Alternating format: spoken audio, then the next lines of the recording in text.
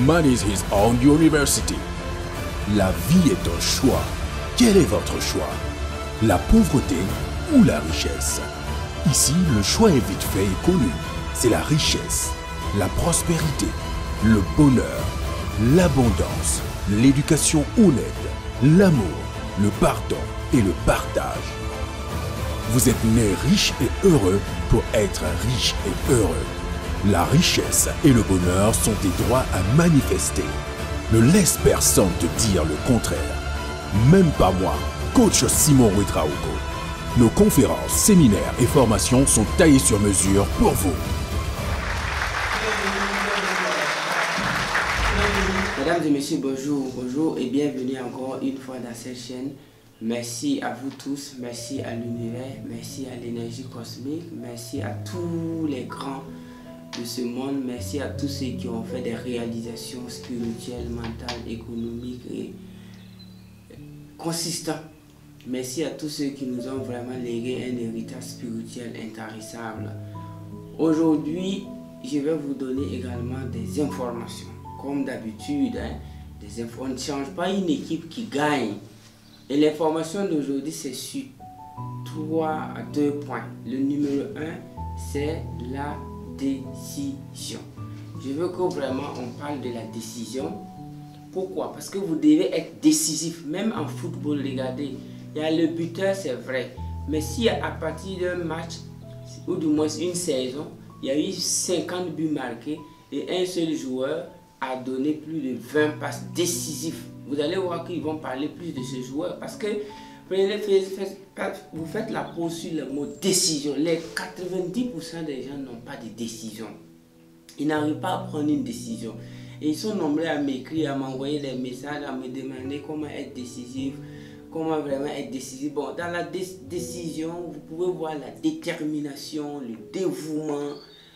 Il faut être dévoué, il faut être déterminé pour pouvoir dire, bon, moi j'ai décidé, decide. Dans cette série de vidéos où moi je veux que vous soyez décisif, là, pour être décisif, c'est simple. Toujours, il faut te poser la question, est-ce que c'est une question de vie ou de mort? C'est une question de honte ou bien d'intégrité ou dignité? C'est à vous de voir, parce qu'il faut d'abord se poser toujours des questions. Je vous ai dit que l'univers aime les questions. Quand vous vous posez des grandes questions, surtout des questions tonifiantes, vous allez voir que la réponse est immédiate. Pourquoi tu t'es pas encore décidé? Est-ce que ce que tu veux faire là, est-ce que c'est capital? Est-ce que si tu n'arrives pas à faire ce que tu as dit que tu vas faire, est-ce que Dieu même sera content de t'avoir créé? À partir du moment où tu poses des questions, mais la décision vient naturellement. Et aussi, il faut toujours décider. Par exemple, plusieurs personnes me disent qu'ils veulent abandonner leur travail, ça ne marche pas, ça fait des années, lui il est là-bas, il n'avance pas, il n'arrive pas à se décider. Bon, personnellement, quand tu te décides à faire quelque chose, il faut être focus. Parce que sans le focus, c'est-à-dire focus, c'est-à-dire Robert Kiyosaki a défini focus comme follow one course until you succeed.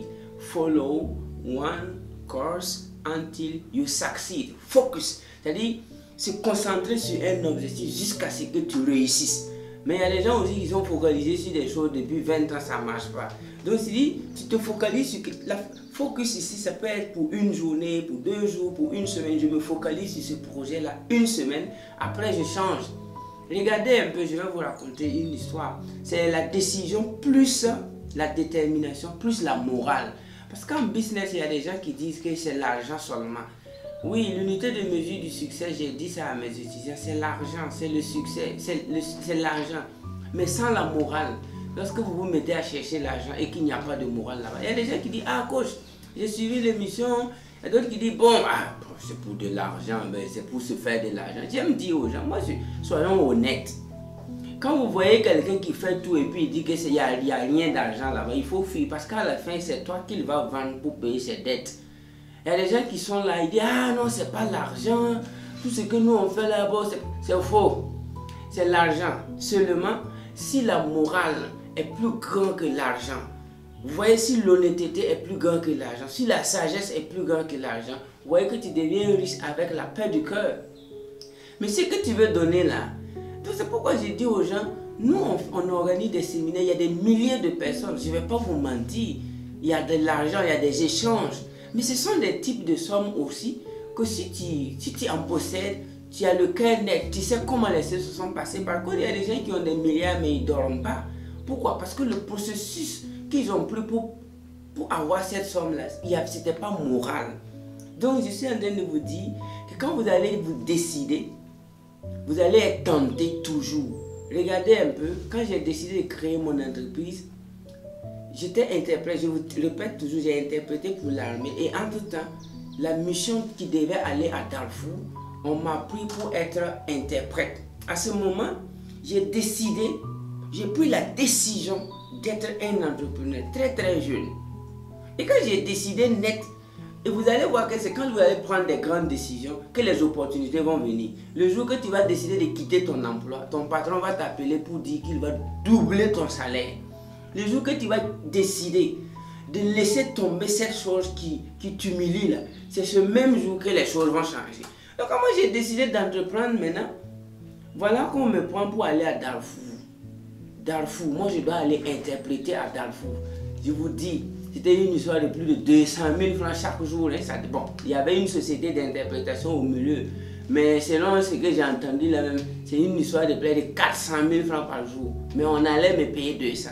J'ai rapidement calculé ce que je devais gagner par mois, 200 000 par jour. Le mois, ça fait 6 millions. On devait aller faire un an. 6 fois 10, 6 fois 12, ça fait 72 millions. Donc j'ai calculé, je n'avais même pas 26 ans, 25 ans. Je me suis dit, bon, voici un petit millionnaire. Mais j'ai une question que je me suis posée. Tu as décidé d'entreprendre, ça c'est un. Deuxièmement, ce que tu vas aller faire à Darfour, là, ce qui se passe là-bas, c'est quoi? On a dit qu'il y a Rick Machar, il y a Salva Kiir, Sud-Soudan. Mais tu vas aller interpréter. Peut-être que tu vas dire aux gens, fire, on my command you fire. C'est-à-dire, à mon commandement, vous tirez. Bon, vous allez tirer peut-être sur des gens. Toi-même, tu ne comprends pas ce que tu fais. En tout cas, c'est vrai que j'ai étudié la géopolitique, mais je ne comprends pas. Je ne voyais pas en quoi. Moi, j'allais dans des pick-up. Et c'est moi, je donne l'ordre de tirer peut-être sur la foule. Parce que lors des formations, on en a vu. Il y a souvent comment repousser la foule. Si la foule est menaçante, on fight. Quand je suis allé à la maison, j'ai pensé à tout ça. J'ai pensé à ma vie d'entrepreneur. J'ai pensé à ma conscience. Je me suis dit, être interprète dans un film que toi-même tu ne comprends pas trop. Ah, moi j'ai démissionné, j'ai laissé tomber. Mais je pense que c'est dans cette vidéo que certains membres de ma famille vont savoir qu'il y a peut-être 5 ans de cela, leur enfant a refusé un projet de plus de 72 millions. J'ai décliné, mais après ça j'ai galéré. Hein. Je galérais souvent, je me dis, mais si tu avais accepté, mais ma conscience me dit, mais c'est bien. Donc je suis en train de vous dire, il y a des slogans bizarres qu'on entend parler toujours. Never give up, you know, never give up. Les milliardaires aiment vous dire, n'abandonnez jamais. Moi je vous dis, il faut souvent abandonner. Le vieux pauvre là, il n'a jamais abandonné. Quand vous voyez quelqu'un qui a 90 ans et puis ça ne va même pas du tout, il never give up, il n'a jamais abandonné. Quand on vous dit de ne jamais abandonner, il faut d'abord s'assurer qu'est-ce que je fais.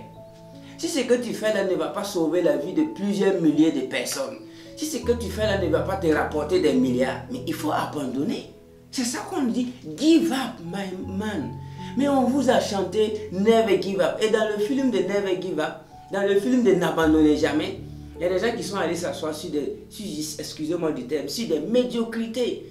Des choses que toi-même tu sais que si tu travailles ici 50 ans, même si tu ne coûtes même pas un franc, si tu as trop eu là, c'est 20 millions. Si nous allons calculer mathématiquement, calcul mental, faisons un calcul mental, 200 000 francs par mois. L'année fait combien? Ça fait 2 400 000. 10 ans, ça fait combien? Ça fait 24 millions. 100 ans, ça fait combien? 240 millions. Quelqu'un qui touche 200 000 francs par mois, si tu avais 100 ans, sans toucher à un franc, ça fait 240 millions. Les gars, et puis après, quelqu'un va venir te dire qu'il ne faut jamais abandonner. Ouais, que dans la vie, il ne faut pas abandonner. Bon, ça, j'ai tiré pour que tu travailles 100 ans. Imaginez si c'est 50 ans, les 240 millions, on divise par 2, ça fait 120 millions. Tu vas travailler 50 ans pour économiser 120 millions. Et regardez un peu, après, on va vous dire de ne jamais abandonner. moi je vous dis, si ce que tu es en train de faire ne va pas apporter satisfaction, bonheur à des milliers de personnes et surtout te rapporter vraiment de l'argent, je te conseille d'abandonner pour aller encore de l'avant. Il faut abandonner pour aller de l'avant. À chaque fois que tu commences quelque chose, tu juges vraiment. Personne n'a réussi dans ce domaine. Tu n'as pas assez de mentors dans ce domaine. Je suis désolé de te dire, il ne faut pas attraper l'histoire de Never Give Up là. Donc il faut décider. En plus, je vous ajoute au fil concernant les décisions. Quand j'ai décidé également de quitter l'école, mais je ne dormais pas. Moi j'étais assis et tous mes camarades partaient à l'école. Moi je suis là. Ils vont à l'école, moi je suis là. Parce que j'ai compris, je vous ai dit que il faut avoir un bon niveau, savoir bien lire et écrire. Mais je suis désolé de vous informer qu'il y a des DR et des PR qui ne savent même pas bien lire et écrire. Est-ce que vous comprenez ce que ça veut dire savoir bien lire et écrire? C'est métaphysique, très très très fort. Je vous disais que quand tu écris le mot God, le G seulement là, ça veut dire giving. Quand tu écris le mot Dieu, le D seulement là, ça veut dire donner. Le D là, on n'a pas encore défini le O, on n'a pas encore défini le D, on n'a pas encore défini le I. Donc quand on dit que quelqu'un sait bien lire et écrire, c'est-à-dire c'est quelqu'un qui est capable de décoder tout ce qui se trouve dans un seul mot. Imaginez par exemple quand vous prenez des livres de CP1 où quelqu'un commence par apprendre que Fofana fume la pipe par exemple. Quand tu es un enfant, tu dis Fofana fume la pipe, pipe, pipe. Nani est nu, nu, nu. Et papa boit du dolo, dolo, dolo, dolo. Qu'est-ce qui se passe dans ton cerveau? Si celui-là même qui a composé cette leçon-là sait bien lire et écrire, vous pensez qu'il va laisser un enfant apprendre que Nani est nu, que Fofana fume la pipe, que papa boit du dolo? Papa boit du dolo, est-ce que ça n'engage les enfants? Vous apprenez de façon inconsciente les enfants à devenir des drogués. Vous dites que quoi? Que Fofana fume la pipe. Fofana est en train de fumer la pipe. Vous voyez, les enfants vont apprendre Fofana fume, fume, pipe, pipe. Qu'est-ce qui va se passer? Qu'est-ce qui va se passer dans leur génération? Qu'est-ce qui va se passer dans 10-20 ans dans leur vie? Ils vont fumer comme Fofana. Donc quand je vous ai dit que le 21e siècle, c'est de savoir bien lire et écrire. Quand on dit bien lire et écrire, là, c'est mystique. Il y a un mystère dans la lecture. Les mots que vous écrivez, il y a un mystère. Quand à chaque fois que tu écris le il, tu peux faire 2 ans sans savoir ce que c'est que le il, c'est pour dire quoi. Quand tu écris un simple mot, alpha, alpha, bêta, gamma, c'est pour dire quoi? Ça veut dire quoi? Donc il faut comprendre ce que tu lis là même c'est quoi, et ce que tu écris c'est quoi. Donc, moi, mon exemple, quand j'étais en classe de CM1, en 2003, école Ouagadougou, vérifiable, annoncé, Burkina Faso, ils sont venus me prendre pour que je parte composer un examen blanc en classe de CM2. Donc je suis en train de vous dire qu'il y a des gens qui ont le bac, mais ils ne peuvent même pas avoir notre niveau de CM2. Parce que nous, on a fait CM2 en 2004. Ça fait 16 ans. Nous, on a fait CM1 en 2003. Si on revient en 2003, la rigueur qui existait à l'école, le sérieux des enseignants, ce n'étaient pas des enseignants qui ont fait 8 fois le BPC raté.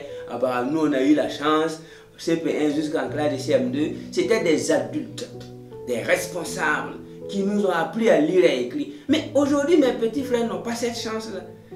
Ils sont allés tomber sur des gens qui ont fait 50 fois un BPC, un diplôme qu'on peut cocher la bonne réponse, oui ou non, yes ou no. Le gars, il a échoué ça 4 fois. Et aujourd'hui, c'est lui qui est professeur, enseignant. C'est longtemps, il enseigne quoi? Ton professeur ne sait même pas bien lire et écrire, c'est toi qui es assis là-bas. Donc, il y a des gens qui ont eu le bac, dicté, ils tapent 0. C'est dicté là, c'est... Les 0 là est garanti. Mais à notre époque, en 2003, quand on faisait CM1, en 2004, quand nous on faisait CM2, dicté là, dans la classe là, parce que moi je me rappelle qu'en 2004, nous on a fait 100% à notre CEP. Au CEP, là, toute la classe, parce que la maîtresse que je salue d'ailleurs, Madame Ganantore, elle a dit quoi? Cette année-là, tout le monde va avoir son CEP, que tu veux ou que tu ne veux pas. C'est son premier mot, le 1er octobre, c'est ce qu'elle nous a dit. On était plus près de 70. Elle nous a dit cette année, c'est 100% ou rien, on commence. Mais nous, on était des chefs de classe. C'est moi, je le copiais les leçons, on était 2. Voilà, madame même peut souvent rester à la maison jusqu'à 10 heures. Nous, on recopie tout. Et on fait même les cours souvent à sa place. Parce qu'on avait le niveau. Mais aujourd'hui, tu rencontres un élève de terminale. Son niveau a disparu. Il dictait là, il tape 0.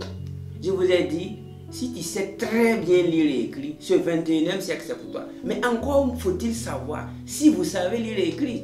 Donc, quand on est venu nous chercher, en classe de CM1, on était 2.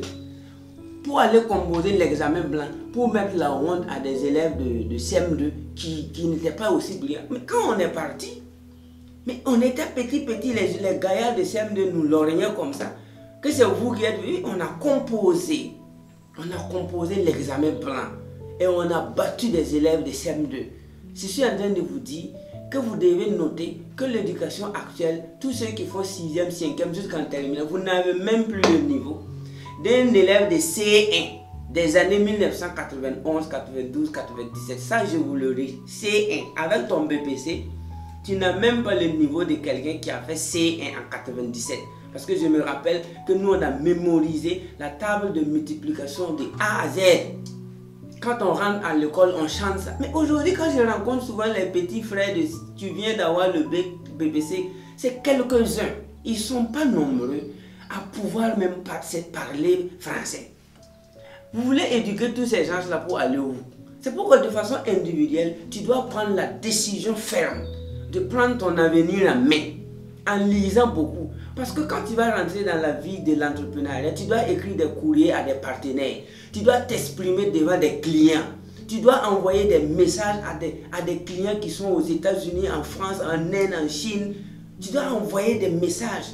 Tu vas rencontrer des gens qui disent de les expliquer un produit. Tu ne comprends rien, tu n'as pas le niveau.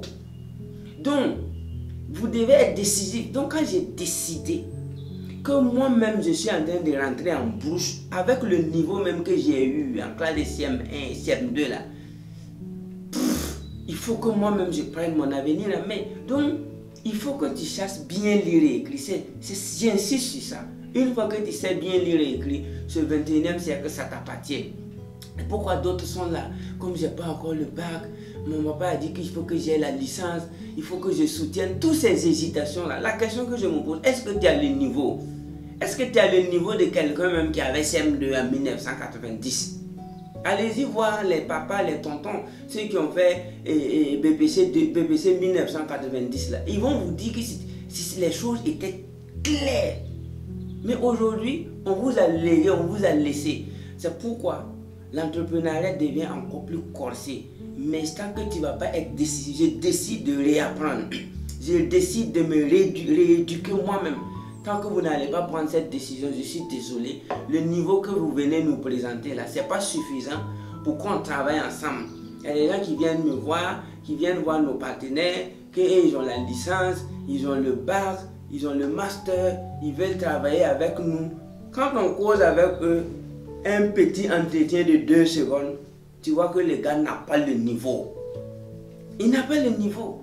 Alors qu'on a besoin de cette ressource humaine pour redynamiser l'économie africaine. On a besoin d'une compétence sérieuse pour occuper des postes. Mais quand tu vas les attraper, tu vois que simple français, les gars ne parlent pas. Tu lui dis d'écrire, ça c'est grave. Rédige-moi un rapport, rédige-moi un document de 2 pages, je vais lire. Tu ne sais même pas comment il a fait pour avoir son bac et sa licence. Je suis en train de vous dire, prenez une décision de vous rééduquer immédiatement. Parce que, comme j'aime vous dire, l'Afrique c'est le futur. Mais nous n'allons pas pouvoir composer ce futur avec des gens qui n'ont pas le niveau. On sera obligé d'aller payer des robots en Chine ou venir travailler avec. Alors que vous êtes jeunes, vous êtes nombreux, vous êtes beaux, vous êtes dynamiques. Mais il vous manque un niveau. Mais vous n'allez pas pouvoir avoir ce niveau sans une détermination. C'est-à-dire une décision de laisser tomber la médiocrité et avancer. Donc, il faut quitter ce qui est bon pour ce qui est meilleur. I really, really love you. Africa is your future. Decide.